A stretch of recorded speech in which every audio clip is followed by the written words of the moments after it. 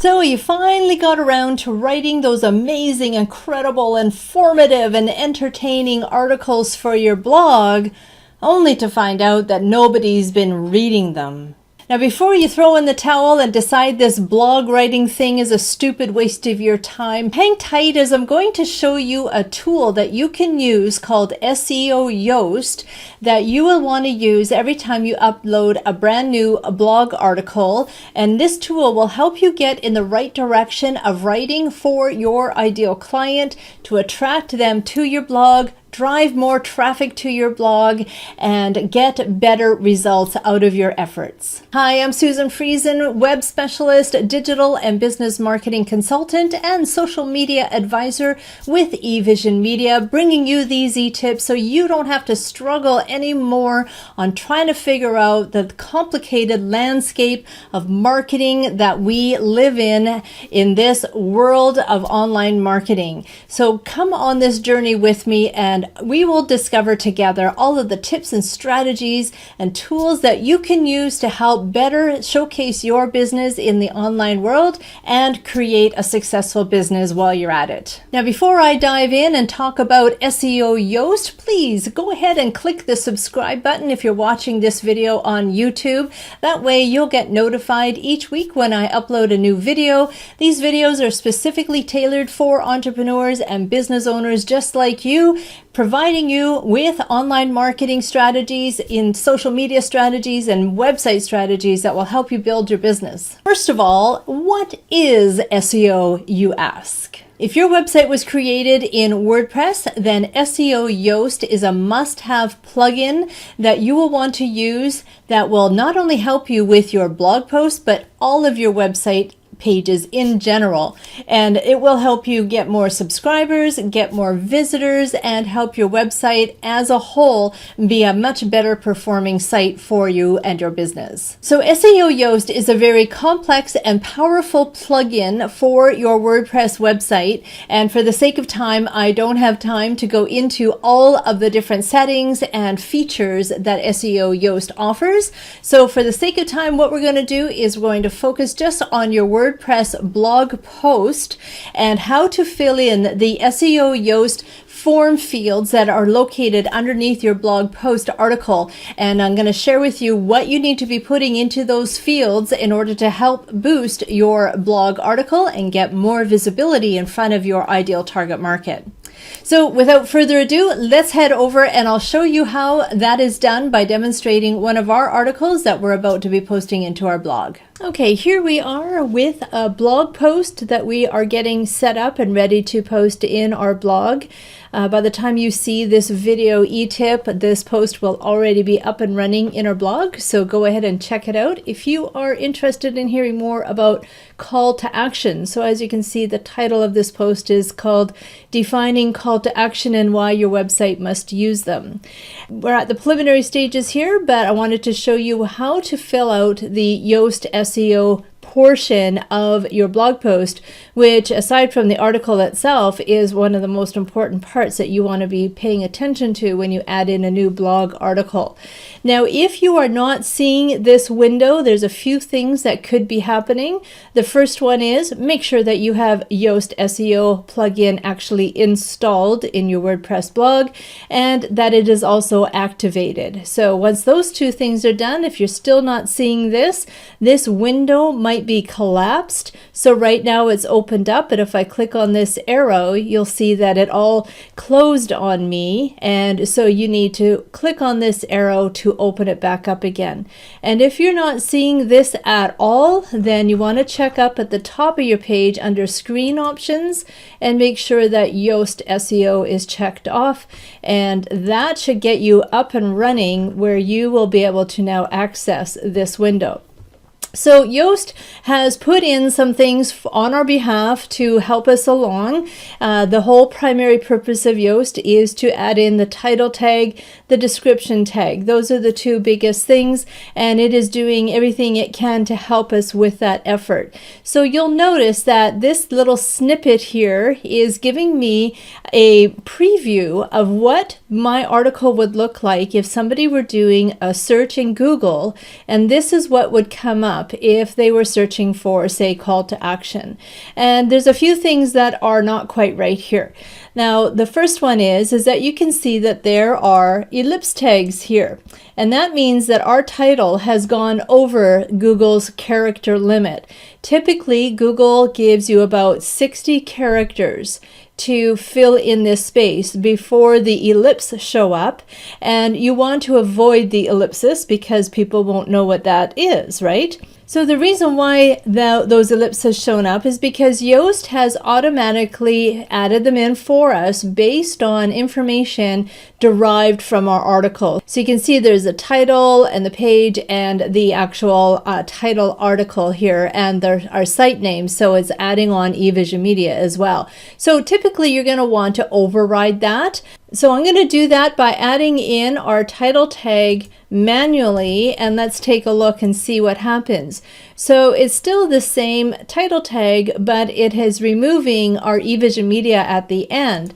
If I had added in eVision Media here, you can see that right away at that point in time is when we go from green to orange, and orange means that we don't really want that. That's because Google is now truncating it. So for this article, I'm going to remove that, but it is a good idea to have either your author name or your business name tagging on at the end of that title, just to give it a little bit of extra SEO juice. But in this case, I won't be able to do that. Now, the other part that we want to pay attention to is the description. So your description is typically, like if you leave this part empty, what Yoast will do is just grab the first several sentences from your post. Now, this is usually not a good idea because often the first couple of sentences don't get into the actual benefits of telling the reader why they should be reading that post. So we definitely want to click on that and edit this. And so I've already written out what I wanted to put there, so I'm just going to copy that in and paste it in. And now, instead of a bunch of garbly goop, we are being more specific and concise about a CTA, short for call to action, critical on every website page. So as you can see, not only are we talking about call to action, but I have other keywords in here as well that are very useful, like website and business, commerce, SEO, marketing, conversion funnel. All of those are good keywords that I want to also add in to go with my article. Now, the meta description is about 300 characters max. It actually just got upgraded a few months ago, back in December of 2017. So your meta description can be anywhere between 50 and 300 characters. You can take it right up to that 300 characters as long as it's nice and concise and still tells the viewer who has done a search on Google, why should they click on that article and read more of it. Now, the biggest thing that a lot of people get a little bit confused about is the focus keyword. Now, I had already put in our focus keyword here of being call to action. And the reason for that is the main purpose and intention of this article is all about the call to action that we would be wanting to put on our website. And so because that is what the main reason for this article is, that is the keyword to put in there.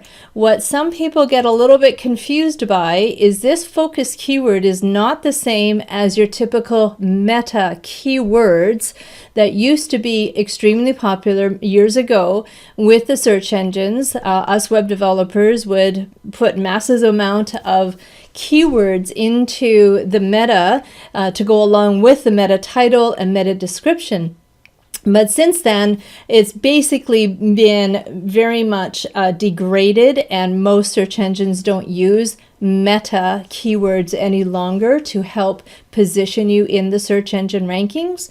And so basically people just don't bother with them anymore. Every once in a while, I still add them in if I have an opportunity to do so, because there might be some remote directories or search engines out there that could be still using meta keywords, but for the most part, it's not worth your while. Don't confuse yourself between a meta keyword where you would be having a whole row, a whole list of keywords. So if this were the meta keywords, I would go call to action, and then CTA, and then marketing, and then business and website, the whole 9 yards, right? And I would spell it right too.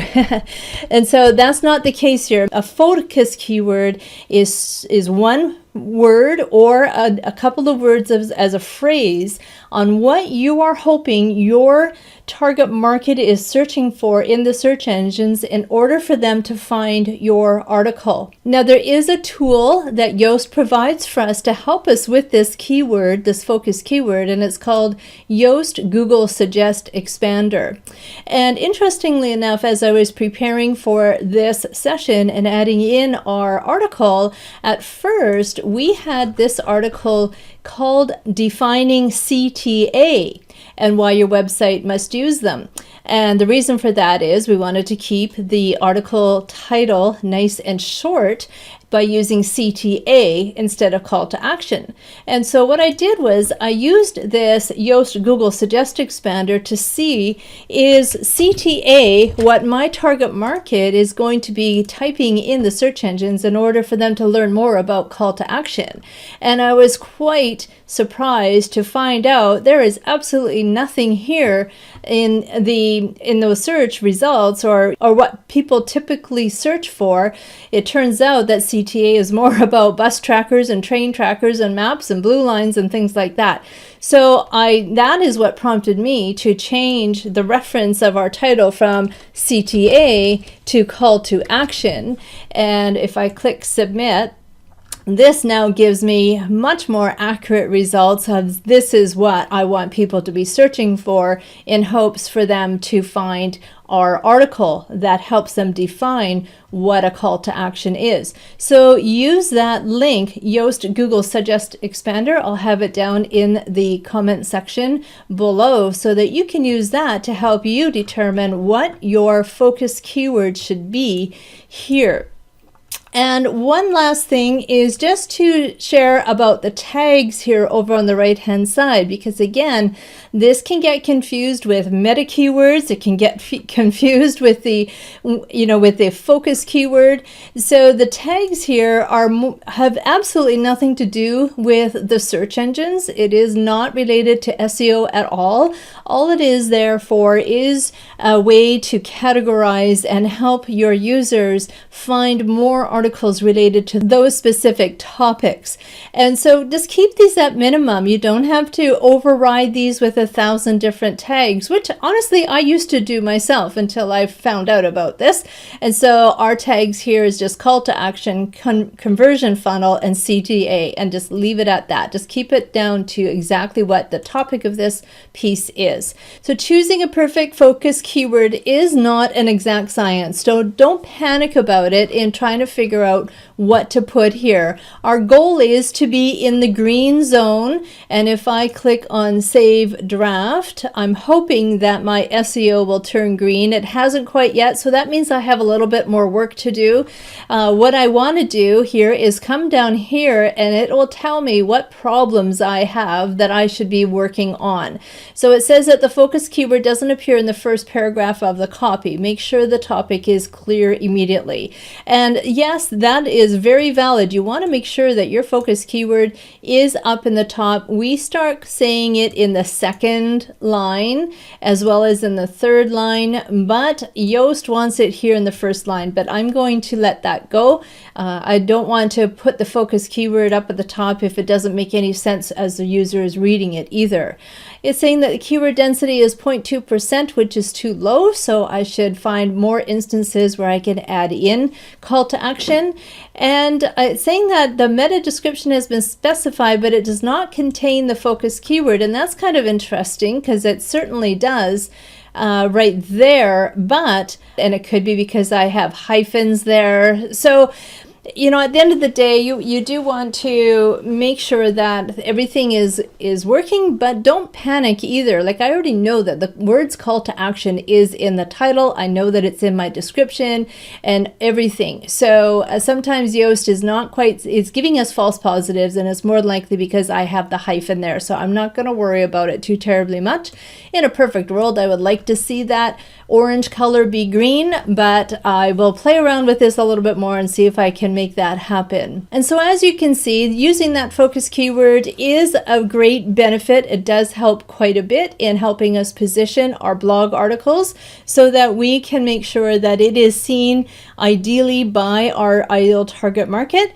But at the end of the day, sometimes it's not a perfect science, but do what you can, and any little bit of effort does help in the long run to get you higher up in those search results so that your ideal target market will find you. Now, online marketing can be very overwhelming. It's hard to know what to do, when to do it, and how to do it, especially when there are so many other experts out there who are giving you conflicting information and advice on how to do something. Agreed?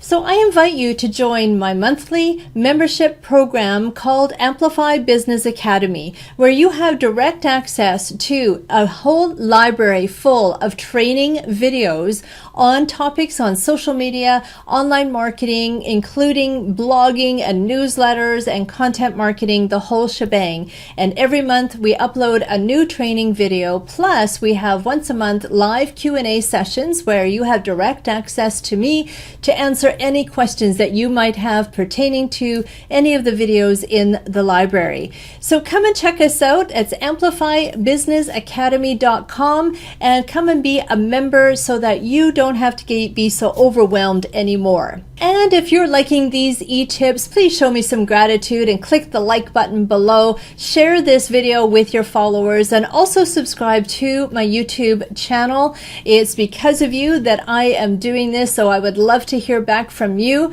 And also sign up for our weekly newsletter, where it is specifically created for entrepreneurs and small business owners just like you, where we share tips and strategies and articles on how to help build your business in this very complicated and overwhelming online world that we find ourselves in. So that's it for today's e-tip. I hope you enjoyed it, and I will talk to you next time. Bye for now.